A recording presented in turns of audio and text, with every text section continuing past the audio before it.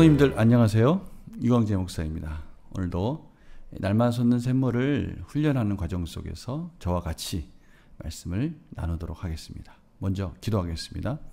하나님 감사합니다. 오늘 귀한 시간 허락하여 주셔서 다시 말씀을 통해서 우리의 삶을 점검하고 하나님이 기뻐하시는 순종으로 나아가려 합니다. 은혜를 주시고 특별히 성령의 조명하심을 통해서 말씀을 깨닫는 귀한 시간이 되도록 인도하여 주시옵소서. 감사드리며 예수님의 이름으로 기도드립니다. 아멘.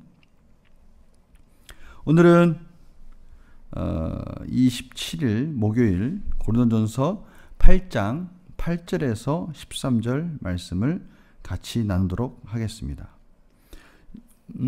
참 어려운 시기지만 우리가 말씀을 붙들지 않으면 이 시기에 특별히 여러 가지 혼란한 시기 속에서 하나님이 원하시는 뜻을 찾고 그것을 분별하기가 더 힘들어질 수 있습니다. 이럴 때일수록 우리가 더 말씀을 붙들고 말씀 안에 훈련하고 어떻게든 간에 또 말씀 통해서 하나님의 그 바른 뜻이 무엇인지를 분별해가는 그런 지혜가 필요하다고 생각합니다. 이러한 시기가 오히려 저희들에게 때로는 유익이 될 수도 있다라는 생각을 해보았습니다. 우리가 말씀을 계속해서 저도 이번 기회에 말씀을 계속해서 묵상하게 되고 또 영상으로 만들게 되고 또 수요 예배, 금요 기도회, 또 주일 설교 뭐 이런 것들을 통해서 계속 영상을 만들면서 어떤 분들은 이런 말씀도 하시더라고요. 이전에는 그냥 예배에 참석해서 놓쳤던 말씀도 있었지만 또 영상으로 보게 되니까 다시 말씀을 듣게 된다고. 그래서 이런 반복적인 또 말씀을 듣는 훈련도 하고요. 또 제가 과제로 내드렸지만 또 말씀을 정리하는 데 있어서도 계속 들으면서 말씀을 정리하면서 내 것으로 만드는 그런 좋은 기회도 되고요. 그래서 이런 기회들을 통해서 우리가 더욱더 말씀과 가까워지는 그런 시간들이 되었으면 좋겠습니다. 오늘 말씀을 한번 보겠습니다. 제가 읽어드리겠습니다. 음식은 우리를 하나님 앞에 내세우지 못하나니 우리가 먹지 않는다고 해서 더 못 사는 것도 아니고 먹는다고 해서 더 잘 사는 것도 아니니라. 그런즉 너희의 자유가 믿음이 약한 자들에게 걸려 넘어지게 하는 것이 되지 않도록 조심하라. 지식 있는 내가 우상의 집에 앉아 먹는 것을 누구든지 보면 그 믿음이 약한 자들의 양심이 담력을 얻어 우상의 재물을 먹게 되지 않겠느냐. 그러면 내 지식으로 그 믿음이 약한 자가 멸망하나니 그는 그리스도께서 위하여 죽으신 형제라. 이같이 너희가 형제에게 죄를 지어 그 약한 양심을 상하게 하는 것이 곧 그리스도에게 죄를 짓는 것이니라. 그러므로 만일 음식이 내 형제를 실족하게 한다면 나는 영원히 고기를 먹지 아니하여 내 형제를 실족하지 않게 하리라. 아멘. 말씀 묵상하면서 또 요즘 많이 깨닫는 것이 있는데 우리에겐 기도의 생활이 더 필요하다고 생각합니다. 말씀만 묵상하다 보면 또 기도를 하지 않으면 또 말씀에 대한 열정이나 그 말씀을 통해서 또 이 세상을 살아갔을 때 그 깨닫게 되는 그 능력 이런 것들이 기도가 아니면 또 약해진 것들을 또 느끼게 됩니다. 우리 기도 생활도 잊지 마시고 말씀과 함께 기도도 균형 있게 그렇게 하나님 앞에 나아가는 그런 성도님들 되시길 바랍니다. 오늘 말씀을 보니까요. 반복해서 등장하는 주인공이 나옵니다. 누굴까요? 그렇습니다. 오늘 9절, 10절, 11절 계속해서 믿음이 약한 자들, 그 믿음이 약한 자들, 그 믿음이 약한 자들의 자에 대해서 계속해서 사도 바울이 어떻게 대처해야 하는가, 어떻게 해야 하는가에 대해서 설명해 주고 있다는 것을 알 수 있습니다. 이 말씀을 보면 아주 극적인 부분이 있습니다.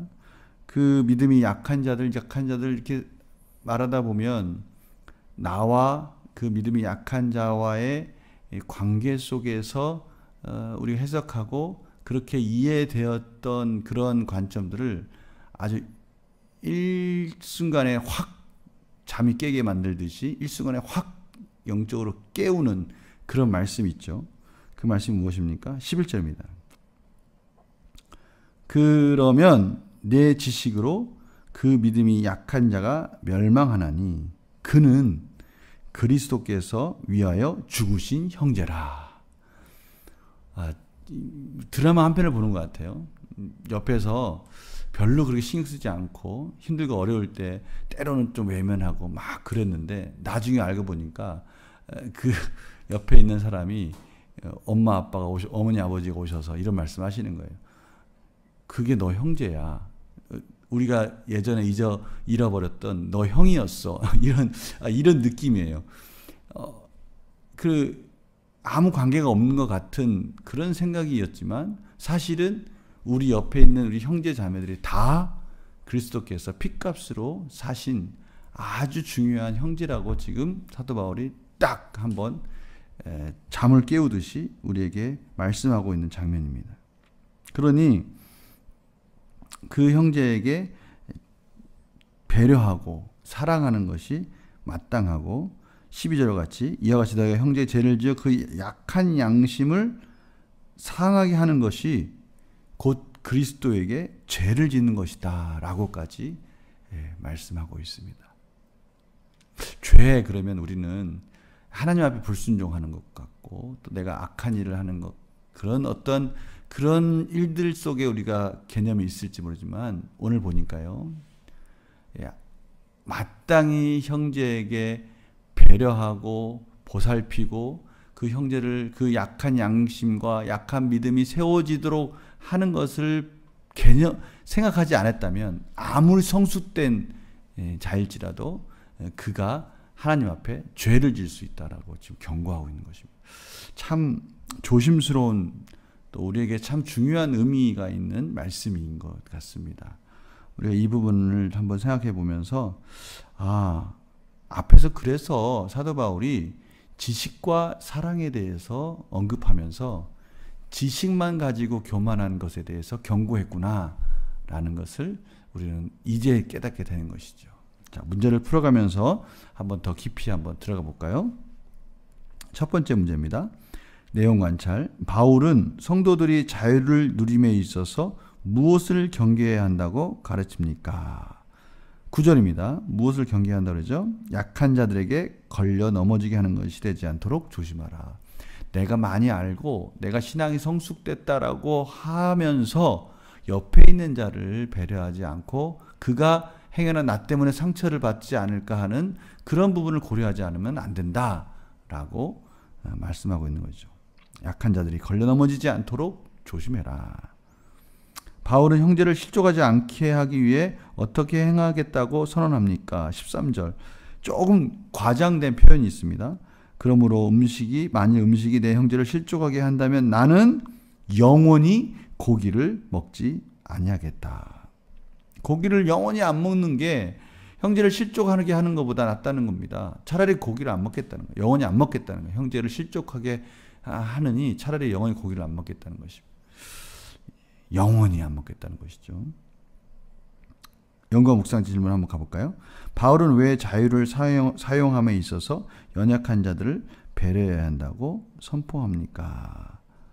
왜 자유를 사용함에 있어서 연약한 자를 배려해야 한다고 선포합니까? 여기 나와 있죠. 이 연약한 자를 배려한다는 것은 곧 같은 형제 자매로서 그리스도께서 핏값으로 산 형제를 세워가는 것이고 그 형제가 실족한다면 또 우리가 아무리 신앙생활을 잘한다고 해도 그것은 하나님 앞에 부끄러운 일이다 라고 말하는 것입니다. 죄를 짓는 것이다 라고 말을 하기 때문에 우리는 자유를 사용에 있어서 반드시 연약한 자를 배려해야 할 것이다 라고 지금 선포하고 있습니다. 나의 자유가 연약한 믿음을 가진 자들에게 걸림돌이 되어서는 안 된다는 바울의 주장을 보며 무엇을 느낍니까? 나의 자유가 연약한 믿음을 가진 자들에게 걸림돌이 되어서는 안 된다. 이거는 저희들이 앞에서부터 계속해서 고민해오고 말씀했던 내용이죠. 나의 자유가 연약한 믿음을 가진 자들에게 걸림돌이 되어서는 안 된다. 이 말을 다른 말로 하면 어떻게 표현할 수 있을까요? 저는 이렇게 표현할 수 있다고 생각합니다. 주 안에서의 자유라는 것이 뭔가? 주 안에서의 자유라는 것은 주 안에 있는 형제 자매가 같이 자유함을 누리도록 배려하고 세워가는 것이다 라고 저는 생각합니다. 그것이 방종이 아니라는 거죠. 내가 많이 알고 내가 많은 걸 가졌다고 해서 그것을 내 마음대로 누린다는 건 방종이고요. 내가 가지고 내가 누리는 이 모든 것들도 하나님께서 허락해 주신 주 안에서의 자유라면 우리는 마땅히 옆에 있는 형제자매를 돌아보지 않을 수 없는 것이죠. 이 부분이 우리에게 참 중요한 부분인 것 같아요. 왜냐면요, 하나님은 참 그런 부분에 있어서 너무 공평하신 것 같아요. 지금은 내가 많이 가지고 있는 것 같고 내가 많이 아는 것 같아서 옆에 있는 형제자매를 볼 때 좀 하찮게 볼 수도 있어요. 좀 가볍게 볼 수도 있어요. 무시할 수도 있어요. 그러나 오늘 말씀에 따라서 내가 주 안에서 그러면 안 되지라고 해서 그 형제자매를 배려했을 때 또 어느 한순간에 입장이 바뀔 수가 있다는 거예요. 어느 분이 저를 볼 때 뭐 저렇게 신앙생활을 하나? 저 부분은 왜 저렇게 연약하지? 라고 하는 순간이 반드시 온다. 이 부분을 하나님께서 너무 우리 인간을 공평하게, 질서 있게, 그럼에도 불구하고 하나님께서 너무나 누구 한 사람 완벽하지 못하도록 하나님께서 만들어주신 그 창조의 섭리인 것 같습니다. 우리 인간은 누구나 완벽하지 않습니다. 그 말은 다른 말로 하면 누군가에게 도움을 받아야 된다라는 것을 말하는 것이죠. 이 부분 우리 놓치지 맙시다. 지금 내가 가지고 있다? 그러나 또 한 부분은 또 내가 도움을 받을 수 있는 존재가 될 수 있다라는 것이죠. 그래서 우리는 주 안에서 하나님이 주신 지혜는 뭐냐? 내가 가지고 있을 때 나보다 연약한 자를 배려할 줄 아는 지혜가 필요하다. 이것이죠. 그래서 결단과 적용에 이어진다면 내가 자유와 권리를 주장할 때 배려해야 할 주변 사람들은 누구입니까? 지금 내가 가지고 있다고 함부로 하는 것이 아니라 오히려 나 때문에 상처받지 않도록 그들을 위해서 배려하고 세워줘야 할 사람이 있다면 누굴까? 고민해 보는 겁니다. 가까이 있는 가족 중에 있을 수도 있고요. 또 우리 성도들이 될 수도 있고요. 이 나라의 정치인들이 될 수도 있고요. 세계 열방 가운데 있는 연약한 자들이 될 수도 있습니다. 내가 가진 것 때문에 상처받지 않도록 그들에게 겸손하게 섬겨야 될 필요가 있는 것이 뭐가 있을까 한번 돌아보는 것입니다. 오늘 참 놀라운 걸 깨닫게 됩니다. 내가 필요한 것을 배려하지 않을 때 언젠간 나도 배려를 받아야 된다는 그 사실을 잊지 말고 꼭 배려하는 자로서 주 안에서 자유를 누려야 된다라는 것을 다시 한번 깨닫는 그런 귀한 말씀입니다. 오늘 말씀 잘 적용해 보시고요. 정말 말씀을 보면 볼수록 우리는 참 부족하고 연약한 자라는 것을 깨닫게 됩니다. 하나님의 은혜가 없으면 어느 순간 나도 모르게 하나님의 자리에 가 있고 교만해지고 또 주위를 돌아보지 않는 그런 삶을 사는 것을 깨닫게 됩니다. 말씀 속에서 계속해서 주님 안에서 이 자유를 누린다는 것이 무엇인지를 우리 고린도전서를 보면서 계속 깨닫는 귀한 시간이 되기를 간절히 소망합니다. 제가 기도하겠습니다. 하나님 아버지, 말씀이 없으면, 하나님의 은혜가 없으면 살 수 없는 연약한 자라는 것을 오늘 말씀을 통해서 다시 깨닫게 됩니다. 내가 좀 가지고 있는 것 때문에, 내가 알고 있는 것 때문에 함부로 자유를 누리는 것이 아니라 옆에 있는 형제자매에게 배려할 줄 아는 것은 언젠가 내가 힘들고 어려울 때 내가 또 그렇게 배려를 받을 수 있다는 것을 깨닫는 것이라는 것을 오늘 말씀을 통해서 다시 한번 확인하였습니다. 예수님께서 우리에게 그렇게 다가왔듯이 우리도 이제는 이웃에게, 우리 형제자매에게, 가족에게, 많은 자들에게 그렇게 다가가는 진정한 자유를 누릴 수 있도록 인도하여 주시옵소서. 감사드리며 예수님의 이름으로 기도드립니다. 아멘. 내일 또 뵙겠습니다. 우리 성도님들 평안하시기 바랍니다. 안녕히 계세요. 이 땅에 내 삶이 비록 버겁더라도 주님의 선하신